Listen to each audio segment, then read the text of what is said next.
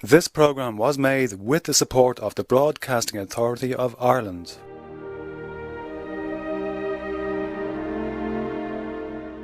You're listening to the second programme of Giving the Greatest Good, and in this programme we continue our investigation into the immense famine relief work done by the Quaker Central Relief Committee.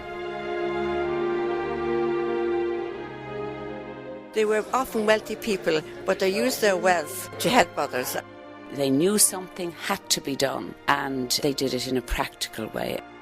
They knew after a time that their health was suffering, and yet they kept going. They didn't salve their consciences by giving some of their money away to help others. They thought of practical things they could do with it, which would help others. There were some people who did a lot. They were tremendous business people. They were very instrumental in saving a lot of people in the famine. If they hadn't done that work, thousands more would have died, and places like Letterfrack would have gone, Ring would have gone, and those are only two places. There must have been significant numbers of people who didn't die because of what they did. All over the place, a certain percentage of the population were saved.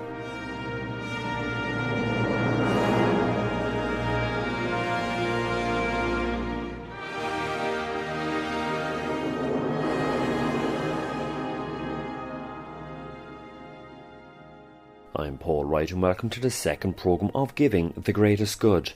In our last programme we threw light on how the Quakers' Dublin-based Central Relief Committee was established in November 1846 in order to spearhead Quaker famine relief efforts in Ireland. In particular, soup kitchens, distribution of clothing, as well as assistance to fisheries, agriculture and industry. In our last programme we also heard how the Quaker Central Relief Committee decided that the most effective way to distribute relief was to utilise local Quakers in the area to help out. Where there was no Quakers in an area, which was the norm rather than the exception, they utilised reputable people of all creeds and backgrounds to dispose relief prudently provided by them. This approach was widely used by the Central Relief Committee in establishing soup kitchens throughout Ireland. So what exactly occurred when the Central Relief Committee identified a suitable person in an area who was prepared to set up a soup kitchen?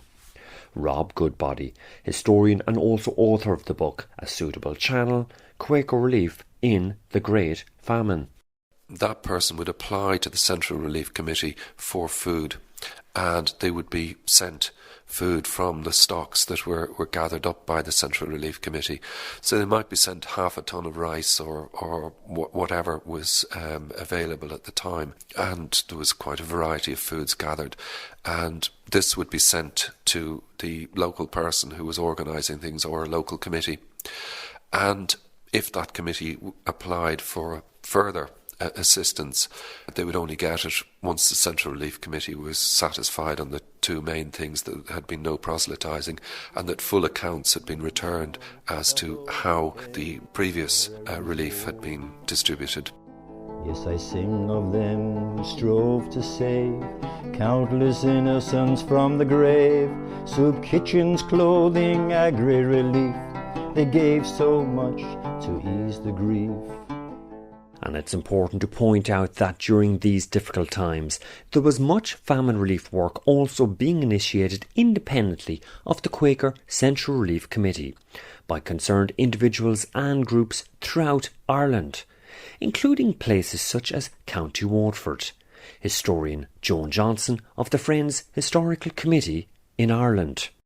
Well, the story in Waterford is that in October, the 19th of October 1846, the Quaker quarterly meeting, that is the Munster section of the Quakers, met and were very concerned about the famine around in Munster.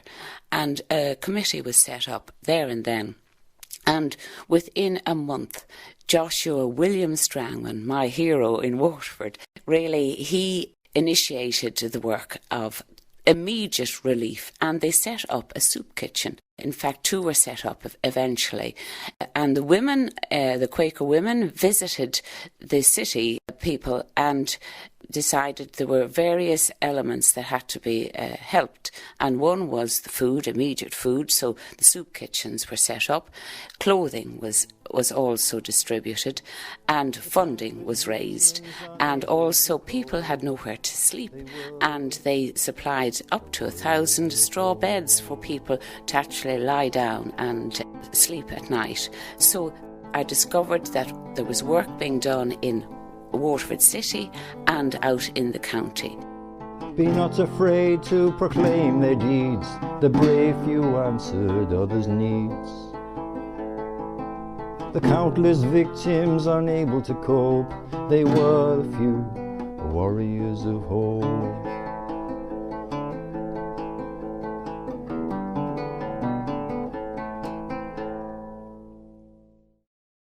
Indeed, Joshua Strangman and his selfless colleagues would have accessed funding and wise counsel from the Dublin-based Central Relief Committee on how best to maximise their relief distribution efforts in Waterford City and County.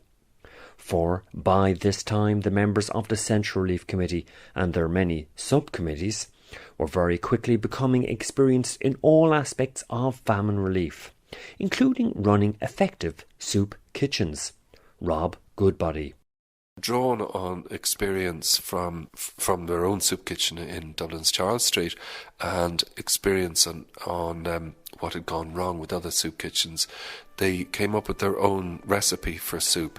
Because one of the problems is if you're feeding starving people, if you give them the wrong kind of food, their system will react against it and you can end up with dysentery, all sorts of problems.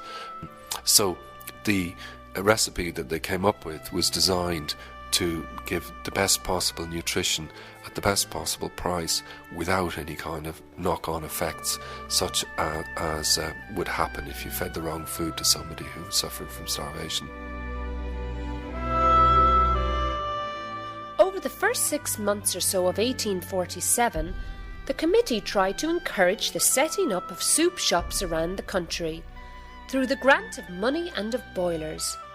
One example was at Temple Crone, County Donegal, and here 4 soup boilers were in operation, being used twice a day to give out some 600 gallons of soup at a cost to the local organisers of £2.10.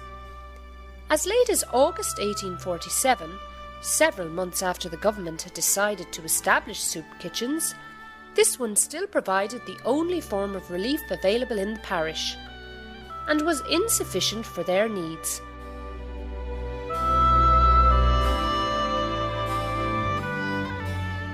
This operation was aided by the Central Relief Committee, which granted a ton of rice, 3 tons of Indian meal, 5 quarter of peas, and a ton of biscuits in mid-July. Over the period of the famine, the committee supplied almost 300 soup boilers to 27 of the 32 counties.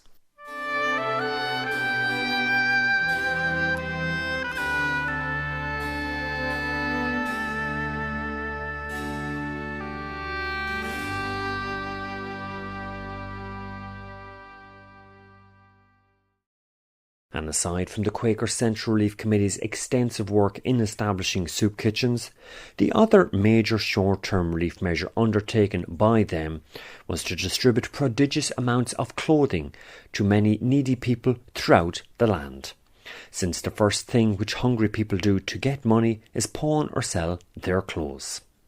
However, despite the Central Relief Committee's sterling efforts to feed and clothe many famine victims, nevertheless the committee members were well aware that long-term relief measures were the only effective way to tackle the root causes of the famine. To this end, they initiated several long-term relief strategies, ranging from assistance to fisheries, agriculture and industry to distribution of seeds. Now, dealing with the Central Relief Committee's assistance to fisheries, the committee members knew only too well that many fishing communities throughout Ireland were destitute and urgently required help. Rob Goodbody. The fact that so many of the fishermen had pawned their fishing gear during the time that the herring weren't around, there were fishing communities such as Arklow and the Claddagh that were destitute, and yet the seas were teeming with fish.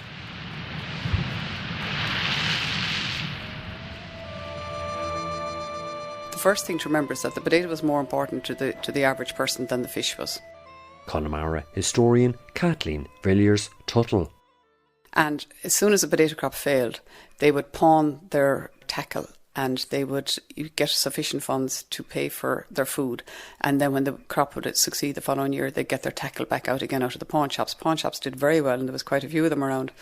But once the crop failed, that was the first thing they did. So they weren't in any condition to go out and get the fish. Then, of course, they weren't very nourished, so they were too weak to go out and face into the Atlantic, so they couldn't fish that way either.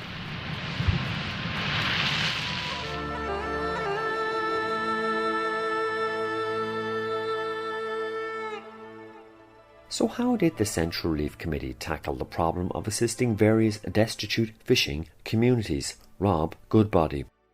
So what the Central Relief Committee did was lent them the money to either redeem their gear from pawn, if it was pawned, or to buy new gear. And this was an incredibly short term. It made sense to the Central Relief Committee to lend the money because these people would be earning at the end of the day. They lent the money and the gear was redeemed or bought or whatever. They re-equipped themselves and very quickly started bringing in fish and earning money off it, and the loans were repaid in an incredibly short time. So from the Central Relief Committee's point of view, to not have the use of money for a few weeks was not a great strain, and yet there were whole communities were saved as a result of that. And of course it meant that there was more food being brought in from the fisheries to relieve the famine situation. In June 1847, £50 was advanced for the assistance of the fishermen of Arklow, allowing 161 nets to be redeemed from pawn, and more than 160 families were made self-sufficient. The value of the first night's catch exceeded the amount of the loan, and within a week loans to these fishermen began to be repaid. 4 months later, all but 3 had been remitted to the committee. The 3 outstanding loans being due to the death of one fisherman, the destruction of another's nets, and the delay in the third due to the cost of repairs to his boat. Loans were also extended to fishermen in Kingstown, Dunmore East, Cloyne and Ballycotton.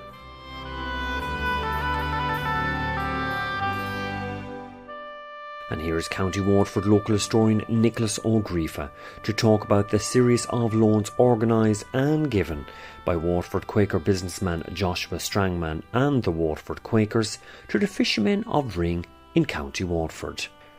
By the way, it was a Church of Ireland vicar called Reverend James Alcock who greatly helped in obtaining these loans for the fishermen of Ring.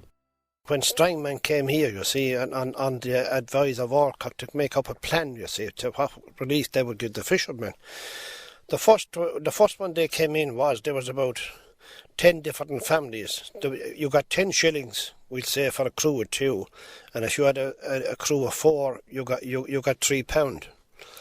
And the way they paid that back was the first loan they got was £20, and you paid sixpence in the pound to pay it back. So they were so successful with the first loan that they got another one, £30 the second time. It was the same rate, of course, you see. But one thing I'd have to say about it, all the money that was on loan to the fishermen of Ballinagall, they all paid it back in time. But as a result of the grants that were issued by the Quakers and in conjunction with Reverend Alcock, 49 vessels put to sea. County Waterford local historian John Young. Now, you would have a type of vessel which is similar to, it's like a Ballinagall hooker or a Galway hooker. Now, these were actually built by Scottish tradesmen. They showed the locals how to repair their boats, and they actually extended the boats and made bigger ones. And they even traded with Cork and Waterford. Now, they would actually, you must think about it, they went to Cork with fish all the ways.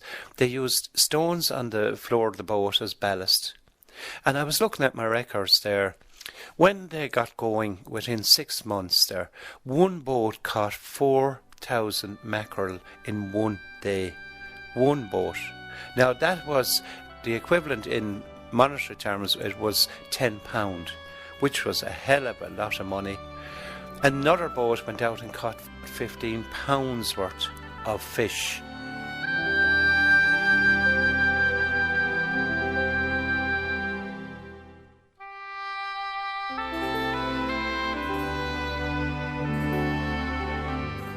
That will tell you that the people of the Ring Peninsula, once they got the help at all, they got up and they rose out of the ashes like the phoenix within a short period of time.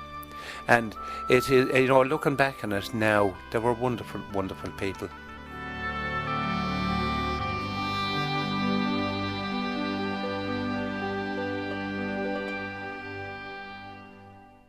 And we'll hear more about the success of the Quaker loans to the fishing community of Ring in a later programme in this series.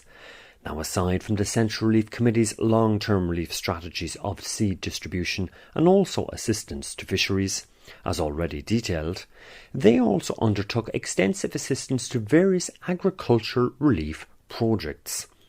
And given the fact that the famine had resulted from a failure in an agricultural crop in the first place, the members of the committee were adamant that all efforts be made, however small, to try develop agriculture. So just how did they go about this task? Historian Rob Goodbody. What they decided to do was to teach people how to grow other crops and teach people how to undertake efficient agriculture. And the initial move came from a Colonel Knox Gore who had land in the Ballina area, what was then in County Sligo, is now largely in Mayo, as a result of boundary changes. But what he offered was that he would give over some of his land to the Central Relief Committee in order to use it as a teaching ground for agricultural methods, for small farmers and people with small amounts of land, the people who are mainly dependent on potato. And this was done on an experimental basis for a year. And in that year, they trained people in the use of other crops. And it was quite a useful exercise. At the end of the day, you ended up with people who were trained in other crops. Early in 1849, Colonel Knox Gore of Balleek Manor, County Mayo, sought a loan of £800 to enable him to reclaim 100 acres of wasteland into cultivation. He sowed 10 acres with oats and barley, 100 acres of flax and another 100 of turnips. He also spent £1,000 on the construction of a flax scutching mill, with another loan from the Central Relief Committee. And although he made no profit the first year due to the poor state of the market, nevertheless the land benefited so much from the intensive cultivation that the added price easily made up for the loss incurred through his spade cultivation scheme. This increased yield justified the whole project, both in financial terms and also in giving much needed employment to locals.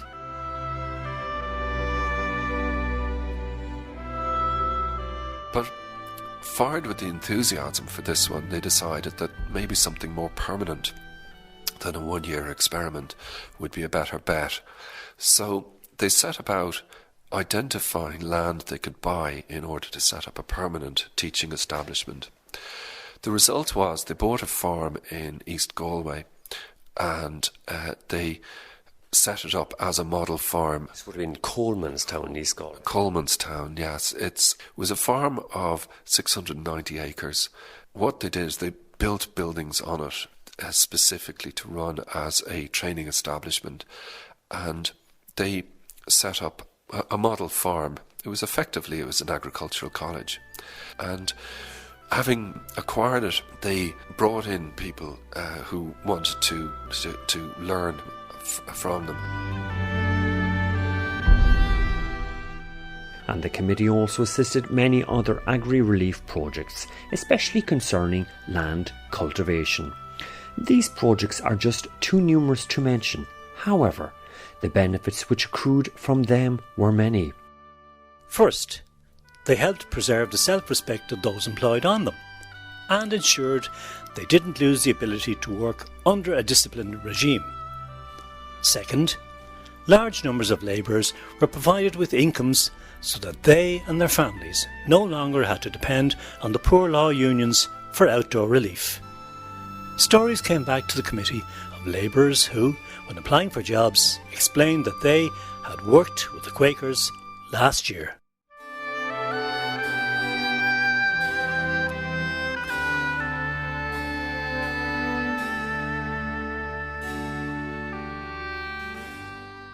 And with all this talk of Quaker famine relief efforts, it's important to stress that many other groups, such as the British Relief Association, also did invaluable work to try alleviate suffering during the famine.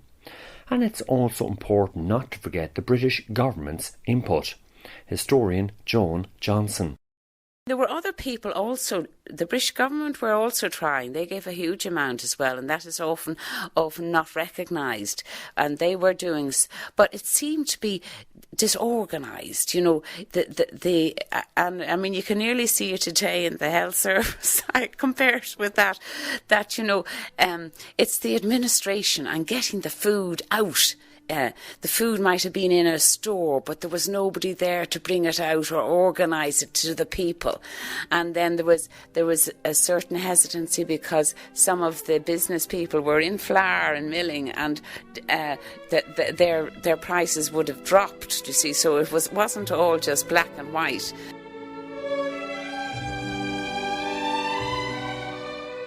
You know, it was a frustrating time, naturally enough, for those who were dying of starvation and weren't being fed. But it was also a frustrating time for anybody who knew the position and who were, educated people who were trying to get the message across, trying to get the government to respond, and simply were getting nothing back from them or insufficient. Connemara historian Kathleen Villiers-Tuttle.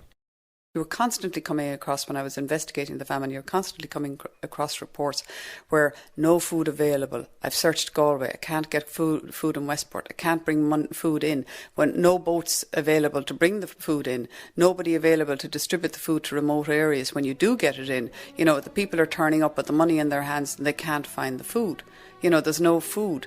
And it was incredible. It was absolutely incredible. But, I mean, even today when you watch famines in other countries and you see them saying they have lorries loads of food and they cannot bring them out to the remote areas because the roads aren't there to bring them out, or the weather is so bad. Maybe there's a warring faction, whatever, in this particular dangerous area. They just can't get into a particular remote area. That was exactly what it was like here in Connemara.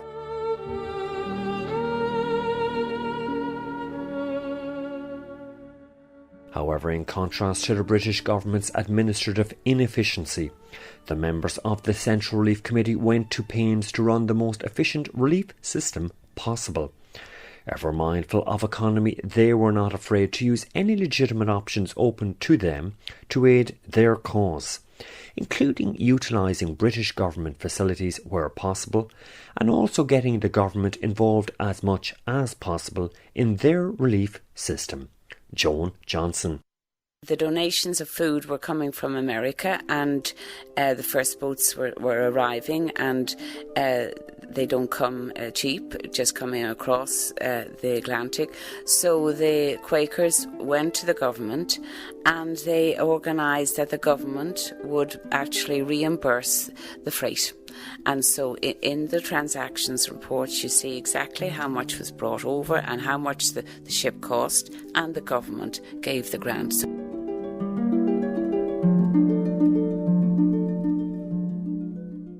But it wasn't just freight costs which the economy-conscious members of the Central Relief Committee managed to get the British government to foot the bill for.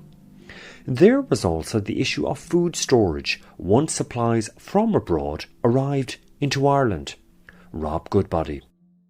Just on a similar kind of thing, what the Central Relief Committee did here was once they had food collected, it needed to be stored in warehouses, ready for distribution. So when you want to send half a ton of maize to somebody in Mayo, you needed to have that half ton ready in stock and move it. So as their own businesses, they would have had warehouses, but their business is still running, so the warehouses are in use, so they don't have spare capacity. So the government commissariat had warehouses for feeding the army. So they went to the government and said, can we store all our relief stuff in your warehouses? And more than that, one of the problems that you would have in transporting food from A to B is the possibility that you're going to be raided, because the people out there are starving. You see a wagon full of food going through, naturally there's going to be some instances of theft. So this was going to be a problem the Central Relief Committee would have, and they would have problems with people carrying arms to guard these. But sure, that wasn't an issue, because what they did was lodged all the food in the government commissariat warehouses. And so if you needed food in Sligo, and an American ship had come in Cork, you didn't move half a ton of food from Cork to Sligo. You took the fact that the government warehouses in Cork had given you a receipt for this amount of food. You draw that down from a government warehouse in Sligo. No transport costs, administration costs down to a minimum. It was brilliant. It was a way of getting the government involved and saving money to the relief operations.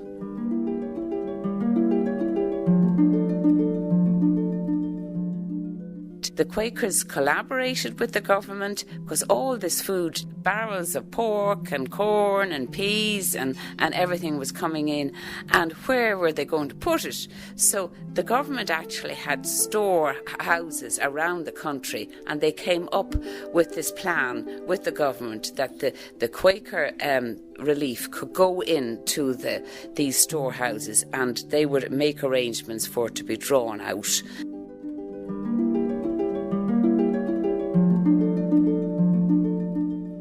These kind of strokes of genius, I think, that made the operation work as a completely integrated system.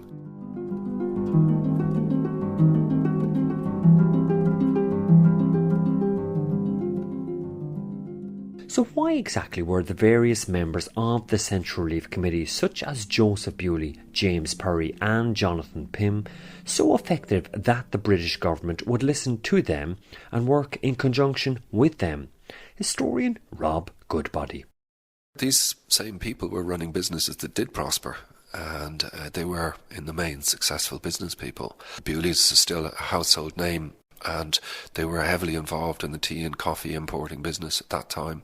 The Pyms, many people will remember Pym's department store on South Great George's Street, but Pym's had manufacturing, they had mills, as well as being merchants, and Perry's the Perrys were making money at all sorts of things, such as the railways and iron and coal and whatever. So these people were running very successful businesses, and so they knew how to do it. What was different here was that in normal running of a business, you don't go to the government and say, lend us your warehouses free of charge. That doesn't work.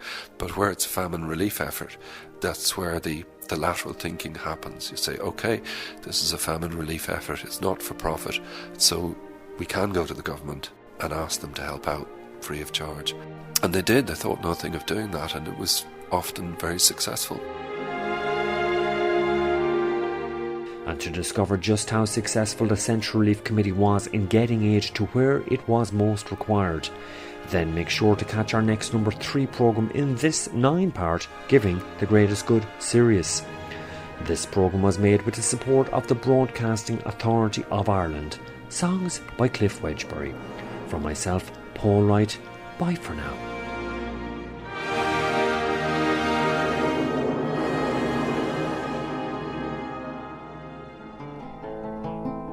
Be not afraid to proclaim their deeds, those brave few souls answering needs. I sing of the Quaker Relief Committee, known to most as the CRC. They were the few, this is their song, who gave their all to right a wrong, that future generations might know about those who cared for Erin's woe. Yes, I sing of them who strove to save countless innocents from the grave, soup kitchens, clothing, agri relief, they gave so much to ease the grief. They were the few, this is their song, who gave their all to right a wrong, that future generations might know about those who cared for Erin's woe.